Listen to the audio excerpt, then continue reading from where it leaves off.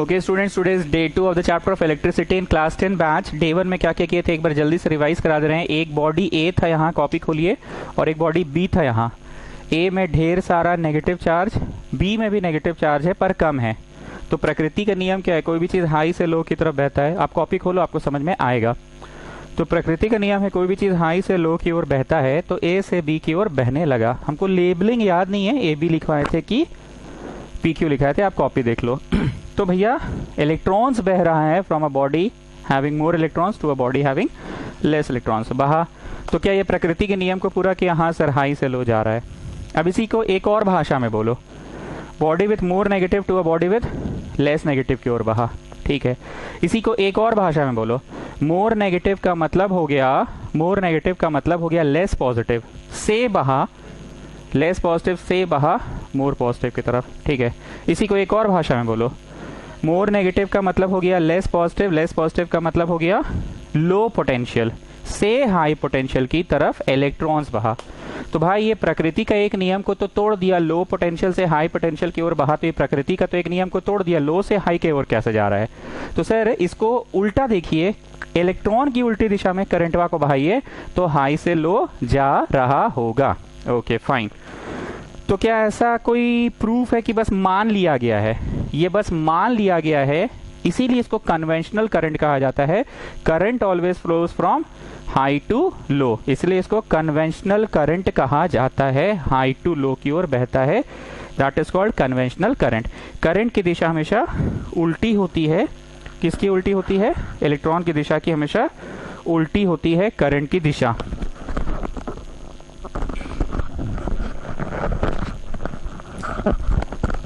Current की दिशा हमेशा उल्टी होती है इलेक्ट्रॉन की दिशा की। तो मेरे को बताओ पोटेंशियल क्या होता है? सर पोटेंशियल एक ऐसी अवस्था है जिसको देखकर हम लोग क्लियर कर सकते हैं कि बिजली कहां से कहां तक बहेगा। Current always flows from high potential to low potential, from high potential to low potential. So define potential at a point. It is the amount of work done to bring a unit positive charge from infinity to that point. Define potential at this point. It is the amount of work done to bring a unit positive charge from infinity to this point. Define potential at this point. It is the amount of work done to bring a unit positive charge from infinity to this point. Then what is the definition of difference between 2 points? Potential difference between 2 points is the amount of work done to bring a unit positive charge from the first point to the second point. ठीक है, एक बार फिर से potential difference between 2 points is the amount of work done to bring a unit positive charge from the first point to the second point. तो बताओ इसको याद रखने के लिए मैंने कौन सा फॉर्मूला कराया था? W equal to V Q, W equal to V Q, W equal to V Q, Q equal to I T, Q equal to R T, V equal to R I, V equal to R I, ये मैंने पढ़ाया था। And R is equal to rho L by A, R equal to rho L by A. जरा ध्यान से देखिए, पहला formula जो W equal to V Q, W equal to V Q, W equal to V Q पढ़ाया गया है, वो असल में पढ़ाया किस चीज़ के लिए गया है? सर V के लिए नीचे भेजिए ना। क्या चीज़ को नीचे भेजे जी? Q को नीचे भेजिए ना। चलो भेज दिए, भेजे, हाँ भेज दिए। क्या मिला बोलिए? अरे हमसे पूछ रहे हो जी, तुम बताओ क्या मिला? नीचे भेजे तो W बाई क्यू मिला, V का फॉर्मूला, W बाई क्यू मिला, V का फॉर्मूला मिला, W बाई क्यू, V का फॉर्मूला मिला, W बाई क्यू।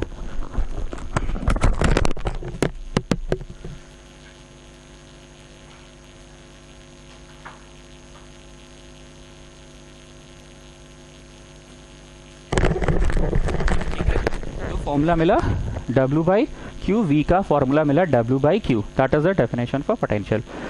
अब मेरे को बताओ, यहाँ पे मान लो 6 है और यहाँ 55 है, बहेगा कि नहीं? सॉरी 55 और 6 बहेगा कि नहीं? हाँ जी बहेगा। यहाँ 54 कर लेते हैं, ये हो गया 53, हो गया 7, बहेगा हाँ जी 52, उधर हो गया 8, बहेगा हाँ जी 51, उधर हो गया 9 एंड सो ऑन, बहता चल जाएगा। तो बताइए मेरे को कब तक बहेगा? जब तक दोनों जगह इक्वल नहीं हो जाए, इक्वल। यही बात बताया गया था कि पोटेंशियल का डिफरेंस होना बहुत जरूरी है। मोर इलेक्ट्रॉन है मतलब नेगेटिव ज्यादा है, ध्यान से सुनना, मोर इलेक्ट्रॉन है मतलब नेगेटिव ज्यादा है, मतलब पॉजिटिव कम है, मतलब लो पोटेंशियल। जिस दिमाग में नेगेटिविटी भर गई है ज़्यादा, जिस दिमाग में नेगेटिविटी भर गई है ज़्यादा, ऑब्वियस सा बात है उस दिमाग में पॉजिटिविटी कम है, उस दिमाग में पॉजिटिविटी कम है। येस और नो? जिस दिमाग में नेगेटिविटी भर गई है ज़्यादा, उस दिमाग में पॉजिटिविटी कम है। पॉजिटिविटी कम, लो पोटेंशियल। वही चीज़ बोल रहे हैं, मोर है इलेक्ट्रॉन, हाँ जी। मोर है नेगेटिव, हाँ जी। लेस है पॉजिटिव, हाँ जी। लेस पॉजिटिव मतलब लो पोटेंशियल, हाँ जी। ये है लो पोटेंशियल, ये है हाई पोटेंशियल। तो भैया डिफरेंस बरकरार है।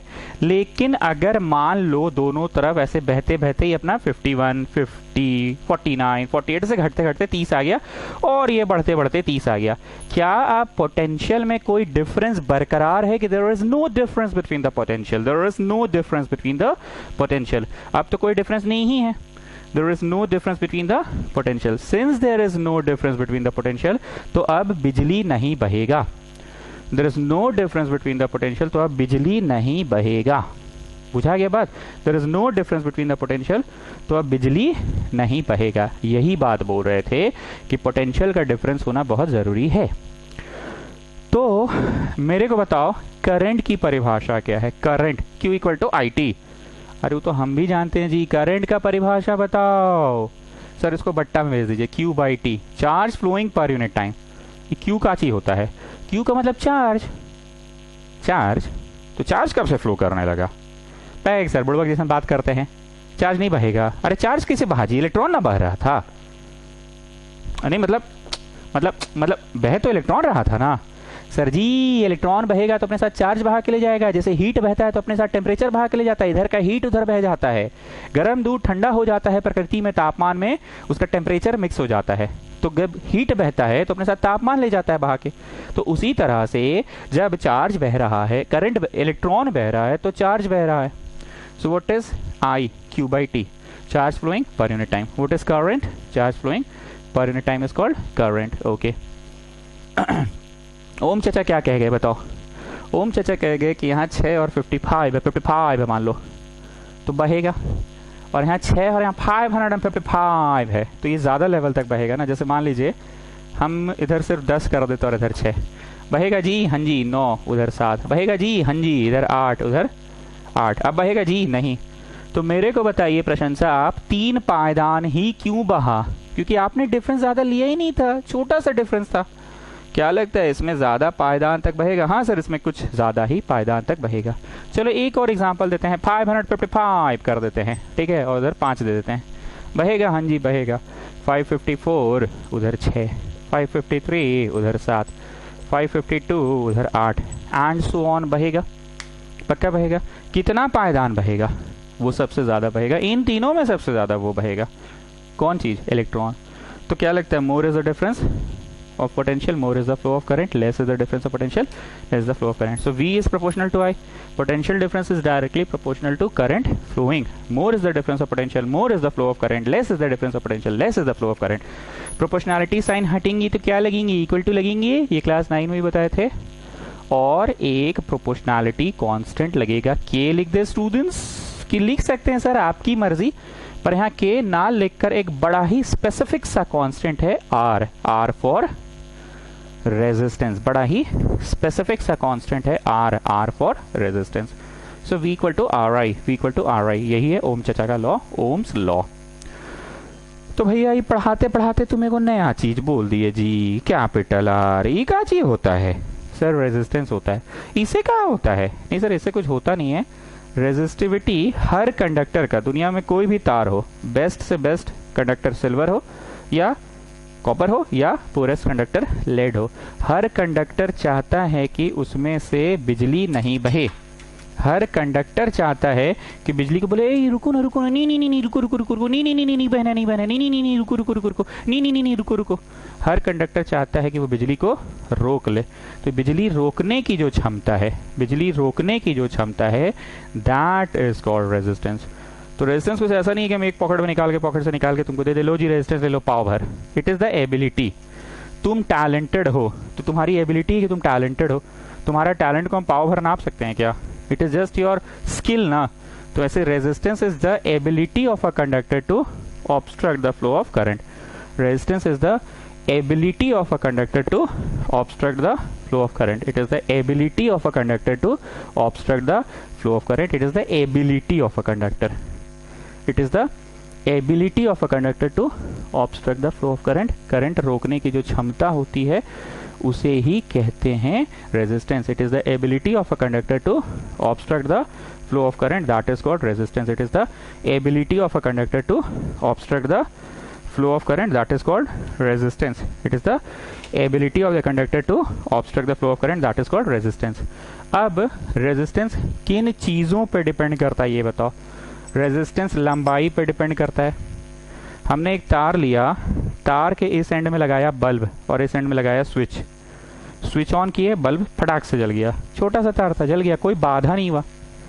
अब हमने क्या किया, बहुत लंबा तार लिया, इस तरफ लगाए स्विच और तार को और लंबा करते गए. मतलब ट्रेड सेंटर से ले गए, मतलब नागा बाबा खटाल तक, मतलब और आगे सब्जी मंडी, मतलब और आगे रातू रोड, मतलब और आगे गैलेक्सिया मॉल, मतलब और आगे पिस्का मोड़, मतलब और आगे ITI, मतलब बहुत दूर तक ले गए हम लोग तार को. बहुत दूर तक ले गए, वहाँ पे विष्णु प्रिया को खड़ा कर दिए और बोले फ़ोन पे आप लाइन पे रहिए. हम यहाँ से ऑन किए, हम बोले करे, बोले हाँ कीजिए. हम ऑन किए, जला, तो बोले नहीं नहीं नहीं नहीं जला.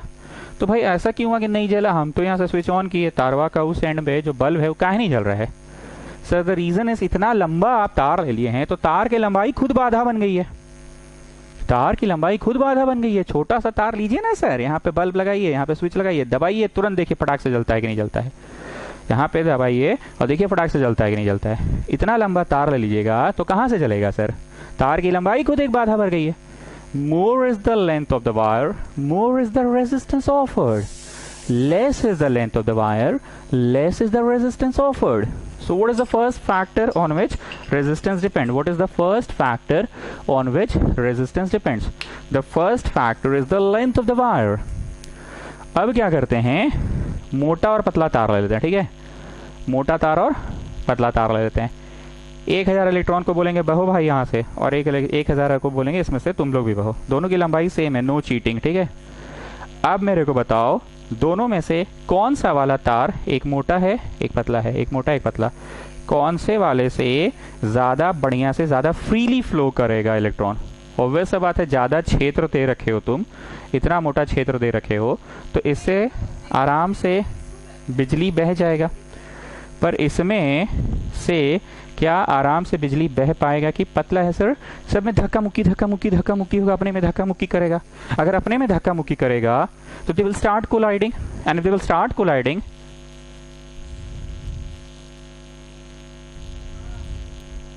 तो उनका फ्री फ्लो बाधित होगा. मतलब बड़ा है तार का एरिया, बड़ा है एरिया तो कम है बाधा रेजिस्टेंस, लेकिन कम है एरिया तो ज़्यादा है बाधा. तो resistance is inversely proportional to area. Resistance is inversely proportional to area.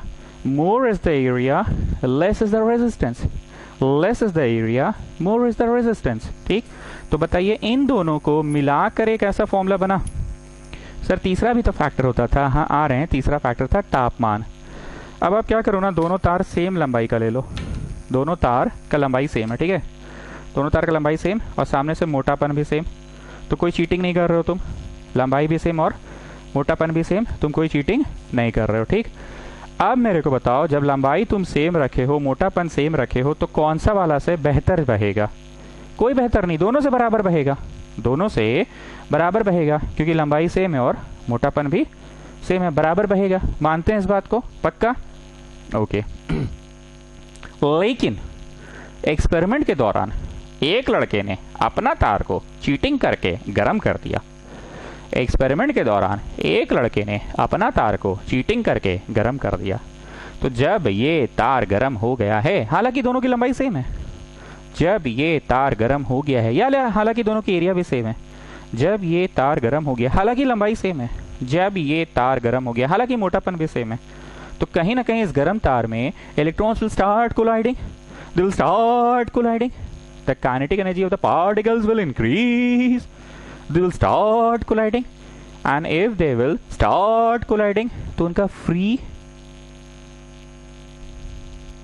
Flow में बाधा तो आएगा ना, उनका फ्री फ्लो में तो बाधा आएगा ना.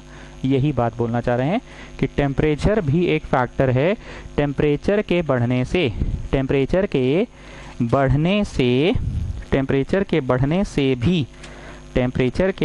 से भी बाधा बढ़ जाता है और टेम्परेचर के घटने से बाधा घट जाता है। टेम्परेचर के घटने से बाधा क्यों घटेगा? क्योंकि सर जी अगर आप टेम्परेचर घटा दिए हैं तो आराम से बहेगा ना। तुम देखे हो?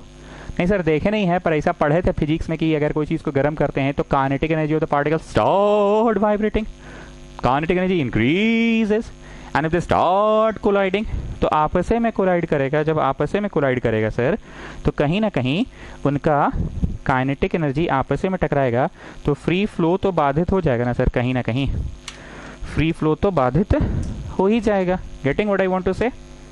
Okay fine. चौथा फैक्टर बता दो।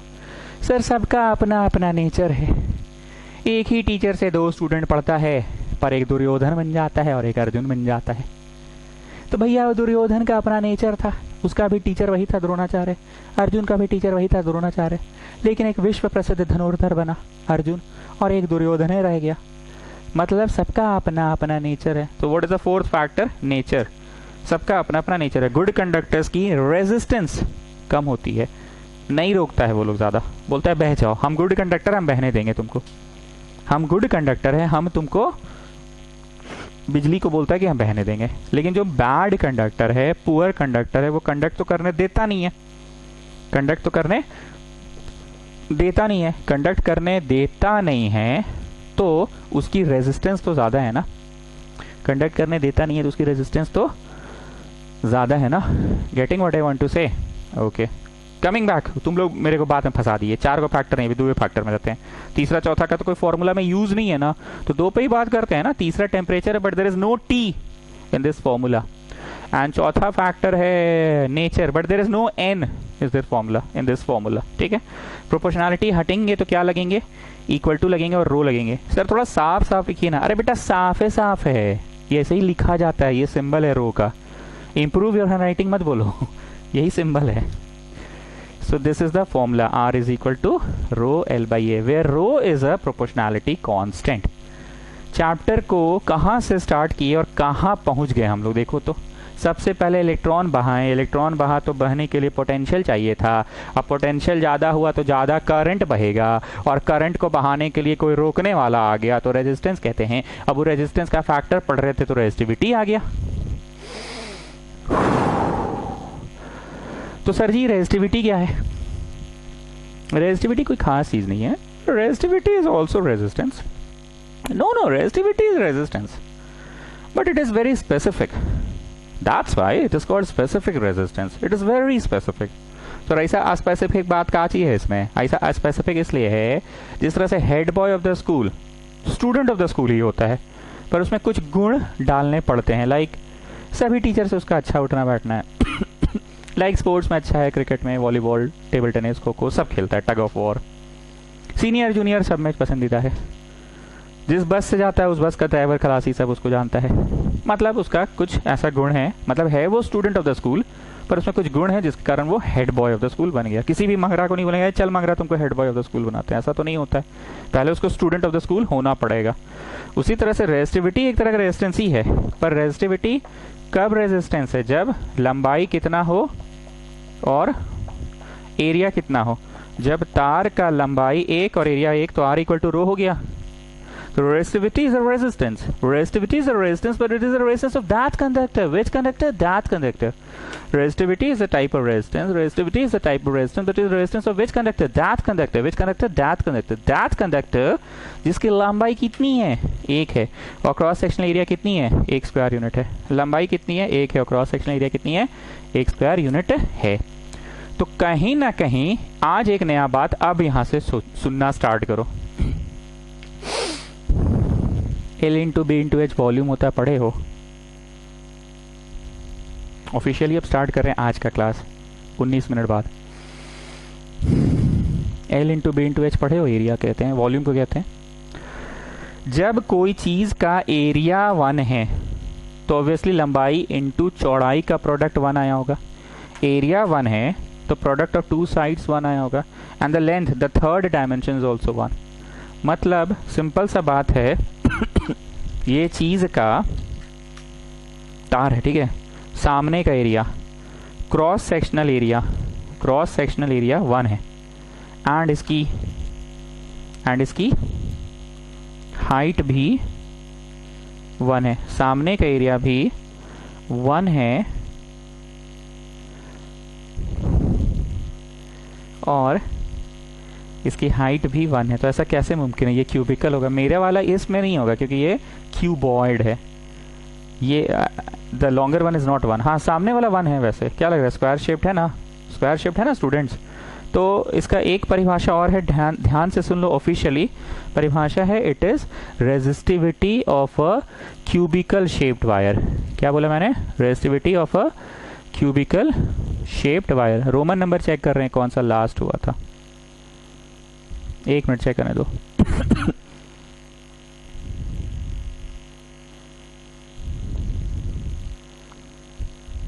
रोमन 8 हो गया है, फैक्टर्स अफेक्टिंग रेजिस्टेंस। 1 मिनट हम देख रहे हैं।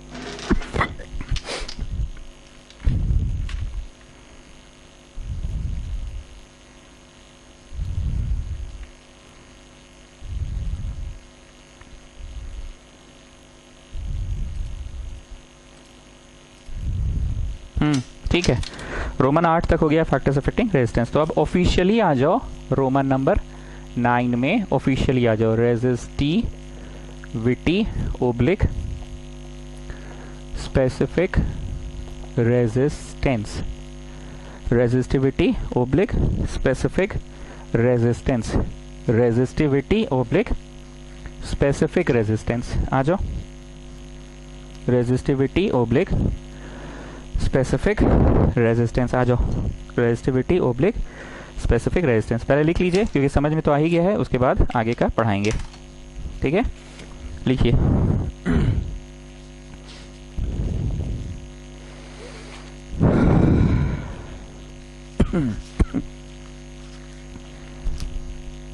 It is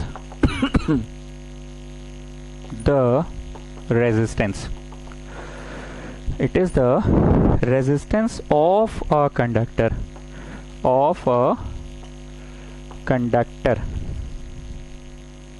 of unit dimension and unit cross sectional area। Unit dimension मतलब लंबाई, चौड़ाई, ऊंचाई सब कुछ एक, और क्रॉस सेक्शन एरिया भी एक।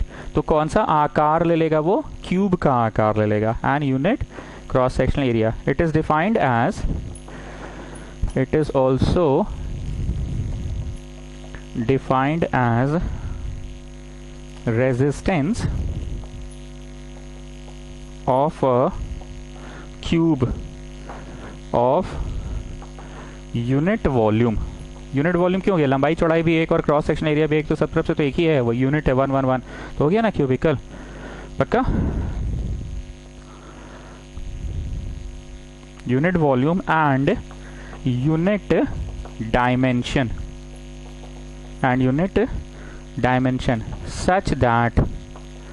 such that current enters and leaves the opposite faces of the cube। ये कोई बहुत भारी बात नहीं है, एक सिंपल सा बात है जी। इमेजिन करना ध्यान से, तार है, तार में बिजली यहाँ से घुसता है तो यहीं से निकलता है। ऐसा थोड़ी कि बिजली घुस के रास्ता बदल के निकल लिया।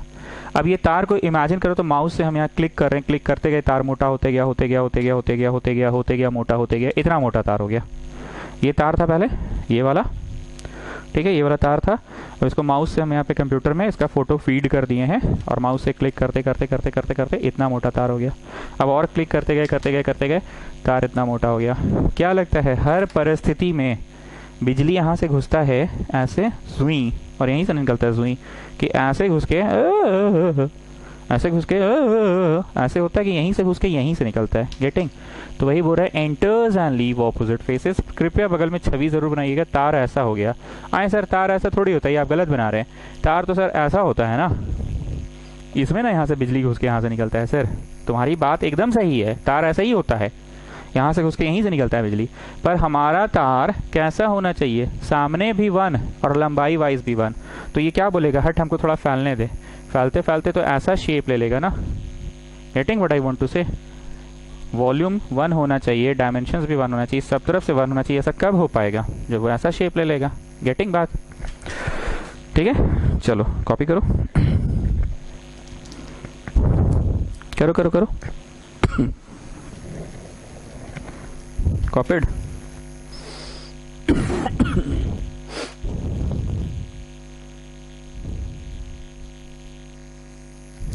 लिखिए R is equal to rho L by A. सिंस में लिखना क्योंकि ये तो हम लोग जान चुके हैं। अब लिखो पुट, लिखवा दिए पर फिर से लिख लो। L equal to 1 unit, area equal to 1 square unit. तो therefore R equal to rho हो गया, क्योंकि सब जगह एक एक डल गया ना। बस छाप लो इसको, ठीक, छापते जाओ।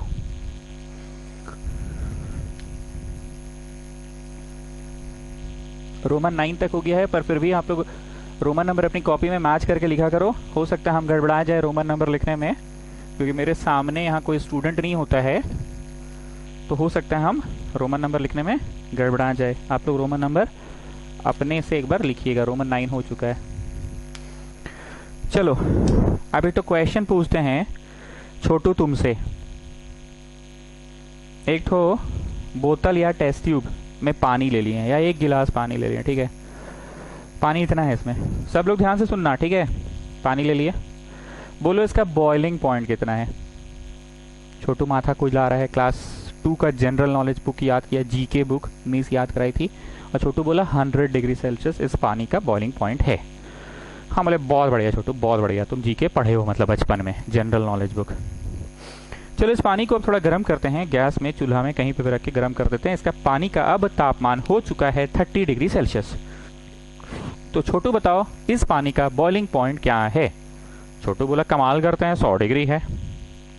हम बोले ओके, पानी को थोड़ा और बॉईल करते हैं। पानी को बॉईल करते करते इसका तापमान हो गया अब 50 डिग्री सेल्सियस। इसमें जो पानी है उसका तापमान हो गया 50 डिग्री सेल्सियस।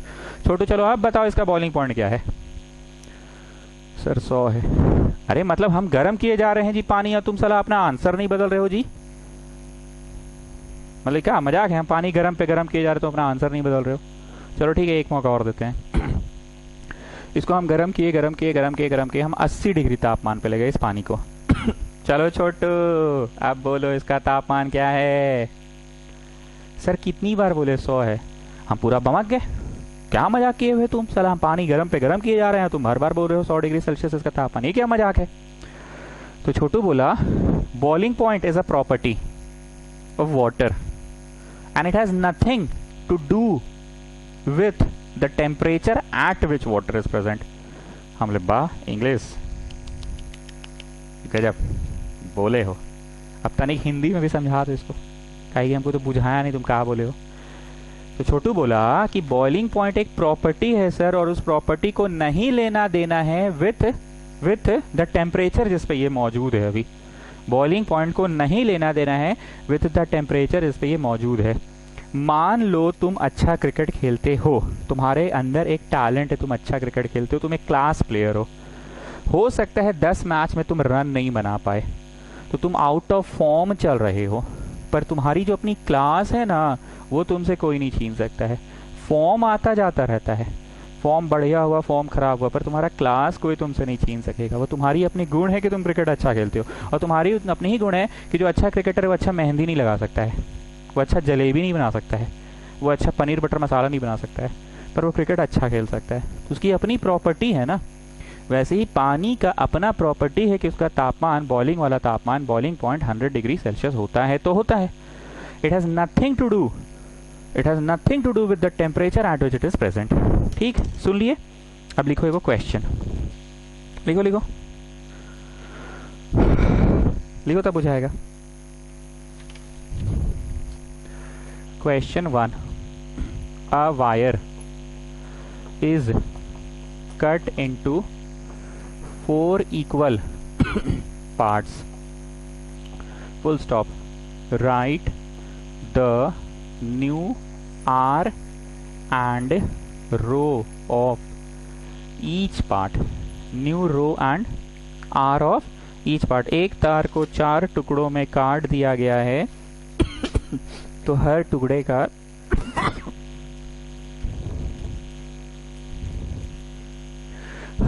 का आर एंड रो बताइए।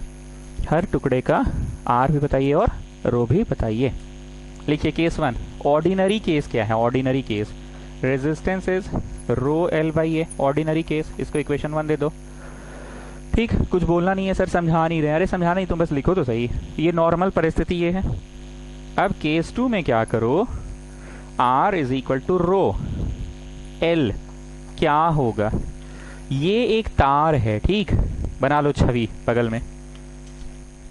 इस तार को 1 भाग, 2 भाग, 3 भाग और ये 4 भाग में बांट दिए। 4 भाग दिख रहा है? कैंची से कट कट कट कट 3 बार कट कट कट किए ना, 1 2 3, हाँ 3 बार किए तो 4 भाग में कट गया। कट कट कट 3 बार कट कट कट कट कट किए तो 4 भाग में कट गया। तो प्रत्येक भाग की लंबाई क्या हो गई चिल्ड्रेन? प्रत्येक भाग की लंबाई क्या हो गई? अगर 100 था तो प्रत्येक भाग 25 25 25 25 मतलब 100 बाई 4। अगर 8 था पूरा तार तो 2 2 2 2 मतलब 8 बाई 4। अगर L था पूरा तार तो L बाई 4। तो बताइए आपका आंसर क्या हो गया? 1 बाई 4। ब्लू रंग से लिखते हैं 1 बाई 4 रो एल बाई ए। तार का मोटापा में कोई परिवर्तन आया क्या? इस तार को तुम कट कट कट कट किए तो क्या सामने वाला फ्रंट एंड में मोटापा में कोई कमी आया? तुम तार को प्लास से यहाँ पे ऐसे चीप दिए हो कि लंबा हो गया? हाँ, प्लास से ऐसे चीप दिए हो कि लंबा हो गया? ऐसा तो नहीं हुआ है। मोटापा में तो कोई फर्क नहीं ना पड़ा। तो मैंने एरिया है पाजी, पर लेंथ एल बाई 4 है। तो आंसर बोलिए क्या हो गया? 1/4 हो गया। क्या चीज का आंसर? द रेजिस्टेंस का। द रेजिस्टेंस कितना हो गया? 1/4 हो गया। रेजिस्टेंस कितना हो गया? 1/4। ओके छोटू, ये पानी जब 20 डिग्री पे था तो इसका बॉइलिंग पॉइंट क्या था छोटू? सर बड़ी खकोरते हैं आप हमको। 100 था। छोटू, जब ये पानी 30 डिग्री पे चला गया था तो इसका बॉइलिंग पॉइंट क्या था? अरे सर 100 था। छोटू, जब ये पानी को गर्म करके हम 80 डिग्री पे ले गए थे तो इसका बॉइलिंग पॉइंट क्या था छोटू? अरे सर बोले ना आपको, काहे मेरा माथा खा रहे हैं बेमतलब का? बॉइलिंग पॉइंट एक प्रॉपर्टी है, उसको नहीं मतलब है कि बरसात हुआ कि ओले गिरा कि रांची में कुछ भी हुआ। मतलब उसको नहीं मतलब है आप इसको क्या कर रहे हैं, गर्म कर रहे हैं, ठंडा कर रहे हैं, फ्रिज पर रख रहे हैं। आप फ्रिज वो में रख दीजिएगा ना सर जाके, तो ये पानी का तापमान बॉइलिंग वाला पॉइंट 100 ही रहेगा। तो sir ji in the same way and there will be no change in resistivity. There will be no change in resistivity. Now Shivam, you tell me why there will be no change in resistivity. Sir ऐसा इसलिए है ना हाँ बोलो बोलो बोलो। क्योंकि resistivity तो एक प्रॉपर्टी है ना सर। जैसे आप छोटू से बार बार कुछ भी पूछते हैं तो 100 ही डिग्री बोलता है पानी का बॉइलिंग पॉइंट, क्योंकि तो उसका प्रॉपर्टी है ना सर। तो there will be no change in resistivity because it is a property. Because it is a property. पानी का प्रॉपर्टी है कि उसका बॉइलिंग पॉइंट 100 डिग्री सेल्सियस, वो कभी नहीं बदलता है। वैसे रेजिस्टिविटी एक प्रॉपर्टी है, वो कभी नहीं बदलता है। रेजिस्टिविटी एक प्रॉपर्टी है, वो कभी नहीं बदलता है। रेजिस्टिविटी हमेशा सेम रहता है। क्वेश्चन कॉपी कर लीजिएगा और बहुत ही इंपॉर्टेंट सवाल है। आइए क्वेश्चन नंबर 2 में।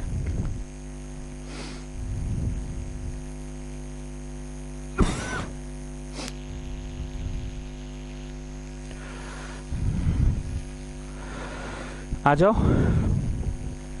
A wire is stretched to twice its length. A wire is stretched to twice its length. A wire is stretched to twice its length. Full stop. Write its new R and new row. एक तार को इस बार काटे नहीं है, इस बार तार को खींचे हैं। रबर बैंड देखें, उसको खींचते हैं तो क्या हो जाता है, रबर बैंड की लंबाई बढ़ जाती है, पर सामने से उसका पतलापन कम हो जाता है। मतलब बनाएंगे वैसे ही केस 1 केस 2 करके, केस 2 में लंबाई तो बढ़ जाएगा पर क्रॉस सेक्शनल एरिया घट जाएगा। पिछला क्वेश्चन में क्रॉस सेक्शनल एरिया घटा था जी, नहीं घटा था। काहे नहीं घटा था? क्योंकि आप कट कट कट कट किए थे, कट कट कट कट, तो आप यहाँ से चीपे नहीं ना थे, इसको सामने से चीपे नहीं थे। पर इस बार कहीं ना कहीं रबर बैंड को आप खींच रहे हैं तो वो चिपा रहा है। लिखो case 1, R is equal to rho L by A first. अब आ जाओ case 2, R is equal to rho L by A, पर हम लोग क्या डालेंगे लंबाई में, बताओ लंबाई में क्या डालेंगे बताओ। A wire is stretch to twice its length, रबड़ की तरह खींच के, क्या करके, खींच के लंबा कर दिया गया दुगना, तो L में 12 हो गया। ठीक। एंड स्टूडेंट्स, जब कोई चीज को खींचते हैं तो रबर बैंड सामने से, जो रबर बैंड होता है तो चिपा आ जाता है ना पतला, तो एरिया आधा होगा। मतलब सर जो ब्लू रंग से लिखे हैं वो हम लोगों को अपना दिमाग लगा के लिखना होगा। हाँ जी, वो तुम लोगों को अपना दिमाग लगा के लिखना होगा। क्वेश्चन का असली खेला तो वहीं पे छुपा हुआ है कि लंबाई क्या हो चुका है एंड क्रॉस सेक्शनल एरिया क्या हो चुका है, सारा खेला उसी में है। ठीक। अब कर दो पलट, करो पलट करो, तुम लोग करो अपने से पलट करो और पलट करके बताओ आंसर क्या हो गया। 4 गुना ऑफ रो L बाई ए हो गया क्या? 4 गुना ऑफ रो L बाई ए हो गया क्या? देखो करके देखो, 4 गुना ऑफ हो गया। So you getting 4 times of rho L by A, तो आंसर हो गया 4 टाइम्स। आंसर हो गया 4 टाइम्स। क्या हो गया आंसर? 4 टाइम्स हो गया। आंसर हो गया 4 टाइम्स। ठीक है, आंसर में कितना का फर्क आ गया? 4 गुना हो गया। और आगे लिखोगे no change in resistivity because it is a property. No change in resistivity because it is a property. Resistivity में कोई फर्क नहीं आएगा क्योंकि वो एक प्रॉपर्टी है। मतलब छोटू समझ गया है कि जितना भी क्वेश्चन आज आप कीजिएगा ना सर हम लोगों से, हर प्रश्न में रेजिस्टेंस में तो परिवर्तन आएंगे पर रेजिस्टिविटी में परिवर्तन नहीं आएंगे। क्यों नहीं आएंगे? क्योंकि छोटू इसलिए समझ गया है क्योंकि छोटू को पता है कि भाई बॉइलिंग पॉइंट कभी बदलता है। पानी को ठेल दो, पटक दो, लटका दो, टांग दो, मार दो, गर्म कर दो, फ्रिज में रख दो, कुछ भी कर दो, पानी का जो अपना प्रॉपर्टी है बॉइलिंग पॉइंट, उसमें कोई परिवर्तन नहीं आएगा। इन द सेम वे रेजिस्टिविटी तार की अपनी एक प्रॉपर्टी होती है, उसमें कोई परिवर्तन नहीं आएगा। ठीक है, रेजिस्टिविटी में कोई परिवर्तन नहीं आएगा। Question number 3, a wire is cut into 4 equal parts and the 4 parts are kept over one another. Write the new resistance and new रो। 4 टुकड़ों में काटे हैं पर चारों टुकड़ों को एक के ऊपर एक रख दिया। बचपन में एक स्टोरी सुनी थी। एक गरीब किसान था, उसके 4 पुत्र थे। वो किसान अपनी मृत्यु से पहले अपने चारों पुत्रों को बुलाया। उसने चारों पुत्रों को एक कार्य दिया। उसने अपने पुत्रों को कहा कि जंगल जाओ और तुम सभी पुत्र एक एक लकड़ी लेकर आओ। चारों पुत्र जंगल गए। जंगल से चारों पुत्र एक एक छड़ी लेकर आए। किसान के सामने चारों पुत्र खड़े थे। किसान ने कहा कि एक बार और जाओ, एक एक छड़ी लेकर और आओ। फिर से वो पुत्र गए और एक एक छड़ी लेकर आए। अब किसान ने कहा तुम प्रत्येक पुत्र एक एक छड़ी को मेरे को दे दो। छड़ी को एक एक करके दे दिया। ठीक। बोला बड़े वाले पुत्र को कि इस छड़ी को बांध दो आपस में। चौथी वाली छड़ी थोड़ी पतली थी, ठीक है ना, चौथी छड़ी थोड़ी पतली थी। बोला रस्सी से बांध दो, बांध दिया। अब बड़े वाले पुत्र को बोला इसको तोड़ कर दिखाओ, नहीं टूटा। सेकंड पुत्र को बोला तोड़ कर दिखाओ, नहीं टूटा। थर्ड पुत्र को बोला तोड़ कर दिखाओ, नहीं टूटा। फोर्थ पुत्र को बोला तोड़ कर दिखाओ, नहीं टूटा। ठीक। अब बोला तुम सभी के पास जो एक एक छड़ियां हैं उसको तोड़ो। तो सभी ने अपनी अपनी छड़ी को तोड़ दिया। इस कहानी से हमें ये शिक्षा मिलती है कि एकता में बल है। अगर हम एक साथ रहेंगे तो कोई हमें हरा नहीं सकता है, तोड़ नहीं सकता है। पर अगर हम छितर के रहेंगे अलग अलग तो हमें कोई भी तोड़ सकता है। बुझा गया? तो वही बोल रहा है कि the 4 parts are kept above one another. ठीक है, चलो case 1 R equal to rho L by A. Case 2 R equal to rho L by A. ध्यान से सुनना, ये बनाइए तार, 1 भाग 2 भाग 3 भाग और ये 4 भाग में तोड़ दो। तोड़ो। तोड़ने के बाद ऐसे तीर बनाओ और एक के ऊपर एक चारों तारों को एक के ऊपर एक गठरी की लकड़ियों की गठरी की तरह बांध दो। अब यहाँ पे ऐसे करो और इधर से देखो तो एरिया कैसा दिख रहा है, बोलो। उस तरफ से देखोगे तो एरिया कैसा दिख रहा है, 4 गुना। बस यही लिखना था यहाँ पे, एरिया 4 गुना। बुझा गया? और प्रत्येक भाग की लंबाई कितनी हो चुकी है, 1/4। So your answer is 1/4। 1/4 और बाई में एक और 4 है।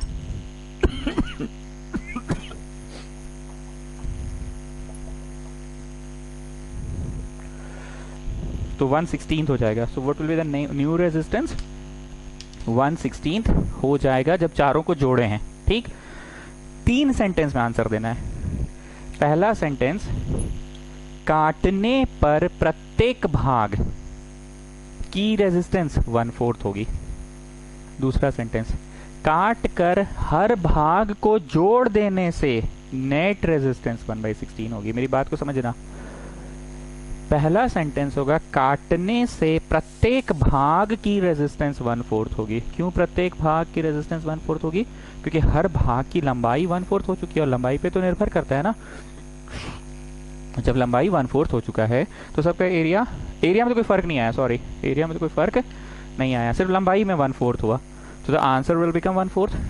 सेकेंड सेंटेंस होगा चारों भागों को आपस में जोड़ दिया गया है, तो आंसर क्या होगा, 1/16। और थर्ड सेंटेंस अपना छोटू वाला, there will be no change in rho, प्रत्येक भाग का भी और जोड़ने पे भी। देखिए, each part will have 1/4 resistance. Full form नहीं लिख रहे, 1/4 R लिख दिए तो समझ में आ ही गया, R फॉर रेजिस्टेंस ही है। Each part will have 1/4 resistance, पहला सेंटेंस। दूसरा सेंटेंस क्या हुआ, the combination will have a net resistance of 1/16. The combination will have a net resistance of 1/16. और तीसरा, no change in row, no change in row because it is a property. Because it is a property. No change in row because it is a property. Clear है? ज्यादा समय नहीं दे रहे हैं, बस जल्दी जल्दी क्वेश्चंस करा रहे हैं। जल्दी जल्दी मतलब दौड़ा के नहीं करा रहे हैं, करवा रहे हैं बस जल्दी जल्दी। चीजें अपने आप तुम समझ पा रहे हो कि हाँ, जो फैक्टर्स है उन फैक्टर्स को ध्यान देना है और पुट कर देना है। कभी एल में 1/4 एल पुट कर रहे हैं, कभी एरिया में 4a पुट कर रहे हैं। Question 4, if the radius of a wire is halved, then what will be its new R and rho? नया R और नया रो क्या होगा अगर तार का रेडियस को आधा कर दिया जाए, रेडियस को आधा कर दिया जाए तो क्या होगा? रेडियस को आधा कर दिया जाए तो क्या होगा। चलो जी प्रकाश यादव इधर आओ, देखो चिमटा लेकर आना, ठीक है। लाए चिमटा, अब चिमटा से तार वैसे चिप दो, चिमटा से इस तार को ऐसे चिप दो, तो जब ऐसे चिप दोगे तो तार ऐसे चिपा जाएगा, ऐसा हो जाएगा। अरे तारवा नहीं बदलेगा, तारवा वही रहेगा, बस वो चिपा के ऐसा हो जाएगा। तो बताइए स्टूडेंट्स, रेडियस से क्या तात्पर्य है, उसकी लंबाई में परिवर्तन आएंगी कि क्रॉस सेक्शनल एरिया में? क्रॉस सेक्शनल एरिया में। कुछ लोग ये चीज़ सोच रहे होंगे कि इधर से चिपे तो इधर से फैल गया ना, नहीं, वो चीज़ इसमें नहीं कंसिडर कर रहे हैं। ऐसा मत बोलो कि आप अपने मन से क्यों बोल रहे हैं, अपने मन नहीं, बस इसमें ध्यान इस बात पे देना कि चिपा आ गया। अगर वो रबर बैंड जैसा होता तो अपने बोलता ना कि खींचे हैं, तो खींचे हैं तो ऑब्वियसली दबेगा भी। यहाँ पे ऐसा कुछ नहीं, बस चीप दिए, सिर्फ रेडियस आधा हुआ है, मतलब लंबाई तार का वही रह जाएगा, बस तार छिपा के पतला हो गया। आई रिपीट स्टूडेंट्स, हम समझ सकते हैं आपके मन में ये डाउट चल रहा होगा कि सर प्रैक्टिकली ऐसा थोड़ी होगा, आप यहाँ से चीपेंगे तो थोड़ा तो बढ़ेगा ही। आई कैन अंडरस्टैंड, बट इस क्वेश्चन को आपको नहीं करना है वैसे, इस क्वेश्चन को बस चीप दिए तो पतला हो गया, दैट्स इट, कहानी खत्म। ठीक, तो case 1 R equal to rho L by A. Case 2 में क्या करो, नहीं एक काम और करो, एरिया में लिखो यहाँ पे पाई आर स्क्वायर, एक स्टेप बढ़ा दिए। ठीक, अब आ जाओ केस 2 में, R is equal to rho L by A, मतलब rho L by A pi R square, और रेडियस में लिखो R बाई 2 का स्क्वायर। रेडियस क्या हो गया, R बाई 2। फास्ट मेरा पेन चल रहा है, पर ऐसा नहीं है कि कंसेप्ट हम उड़ा उड़ा के पढ़ा रहे हैं, किसी किसी दिन थोड़ा सा फास्ट करते हैं, क्योंकि हमको ऐसा लगता है कि एक ही चीज़ बार बार खखोर ना रहे हम आपको। ठीक, R बाई 2 हो गया, तो ये 1/4 पलट गया, तो क्या हो गया, 4 ऊपर चल जाएगा, rho L by pi R square. Rho L by pi R square तो भैया ओरिजिनल का था जी, ये वाला चीज़ वह यहीं आ गया, पर उसका 4 गुना हो गया, तो आंसर क्या लिखिएगा, R बिकम्स 4 टाइम्स, चीपने पे, ठीक है ना प्रकाश यादव, चीपने पे R बिकम्स 4 टाइम्स, चीपने पे, and no change in rho, and no change in rho because it is a property, because it is a property, no change in row because it is a property.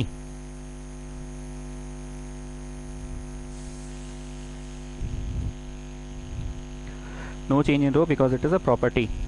अगर हमारा लिखने का रफ्तार fast है तो आप भी थोड़ा फास्ट लिखो, लेकिन क्वेश्चन जब हम बोल रहे हैं उस समय हिट तो कर जा रहा ना solution.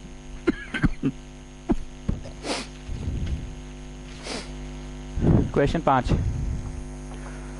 what will happen to the flow of current if the potential difference is doubled? If the potential difference is doubled, बोले ये तो बैठे बैठे 5 चबाते चबाते पढ़ा देंगे, ये तो वही वाला क्वेश्चन है कि जैसे यहाँ पे आपने रखा 6 और वहाँ रखा 55, तो सॉरी उधर से बहेगा, फिर ये बह के हो गया 54, इधर हो गया 7, और बहा हाँ जी 53 और उधर 8, और बहा हाँ जी 52 और 9, ऐसे बहेगा। अब आप बोल रहे हैं इट इज डबल, मतलब 55 को बना दिए 110 और 6 को बना दिए 12, तो प्रशंसा बताइए इतना ही पड़ाव रहेगा कि पड़ाव बढ़ जाएगा, पड़ाव बढ़ जाएगा। पोटेंशियल का डिफरेंस को अगर आप डबल कर दे रहे हैं, जहाँ 55 और 6 था वहाँ आपने 110 कर दिया और यहाँ पे 12 कर दिया। हम एग्जाम्पल दे रहे हैं, 6-12 एग्जाम में मत लिखना, ये तो मेरा अपना फेवरेट नंबर है 55.5, ये तो मेरा अपना फेवरेट नंबर है, तुम लोग ये मत लिखना। तुम लोग लिखोगे पोटेंशियल डिफरेंस के डबल कर देने से करंट भी हो जाएगा डबल, ब्रैकेट में बाई ओम्स लॉ। ठीक, लिखिए answer, when V is doubled, V बोले तो potential difference, then I gets doubled, reason लिखो by Ohm's law V proportional I, बस एग्जाम में यही लिखना है, एकदम सबसे छोटा आंसर और सबसे सही answer. When v is doubled i gets doubled, v proportional i by Ohm's law. बुझा गया? उससे पार छो, जल्दी से कॉपी कीजिए।